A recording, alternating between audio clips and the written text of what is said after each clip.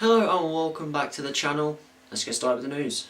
Firstly, tonight here in the UK it is Children in Need, where everyone tries to raise as much money as they can for children living in poor conditions here in the UK. I always back this because I always think you've got to look at the problems in your own country before you start looking into other countries and helping them as well. So any money that you can give to them, please do, because it all helps. No matter how small the amount is, everything helps. So please donate as much as you can. Now, for a story that's going to take a long time to explain because it's something that has been going on for the past few weeks, and it is the Ched Evans case. Now, for those of you who don't know, Ched Evans was a footballer who played for Sheffield United, but about 2.5 years ago he was sent to prison because he was convicted of rape, and he served half the term of a 5-year sentence and was released last month. Now, he has recently been given time to go back to Sheffield United and start training again, but there's been big uproar because a lot of people do not want him in such a limelight, because football is such a huge sport in this country, and even with a side in League One like Sheffield United, it's still a big thing.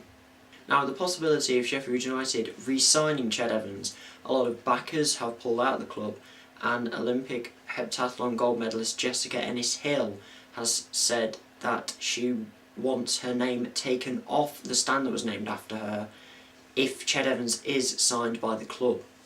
Now, the horrific part of this story is that Jessica Ennis-Hill has been receiving just horrific tweets of rape threats, and just, it's appalling, with one hoping that Ched Evans raped her, which is unbelievable. Now, when people reacted properly and basically called him scum and probably a lot of other words that I'm not going to say on this channel, he then replied, well, sorry, I should say they, because I don't know what gender they are. They then replied that they have a freedom of speech and they can say what they like. That you can say what you like to a point. That there's like, that's a bit too far. Then there's like just off the chart. You can't even reach that height. It's probably the worst tweet ever. It's terribly sickening. I'll leave a link to an article from the BBC website which kind of goes through a lot of the stories so far, and it also has a video from Ched Evans' website saying that he wants to play football again, so you can make up your own mind on what you think of this. Finally, a 91-year-old woman in eastern Poland had a worse day than you, probably. Now, you may be asking, why? Well, she woke up in a morgue after being pronounced dead 11 hours before.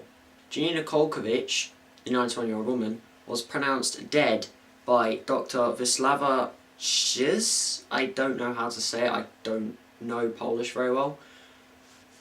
Because she had no pulse, she wasn't breathing, and she did not react to any changes in light.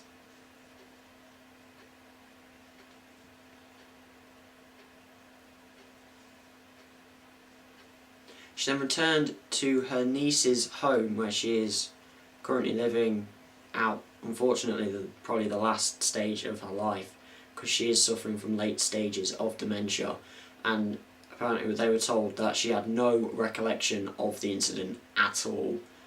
That is it for today's episode. Sorry again if it was a bit more of a depressing one again. I know I haven't done one of these for a couple of days, so it's probably not the one that I really wanted to come back to, but I hope it was informative, and as always, thanks for watching.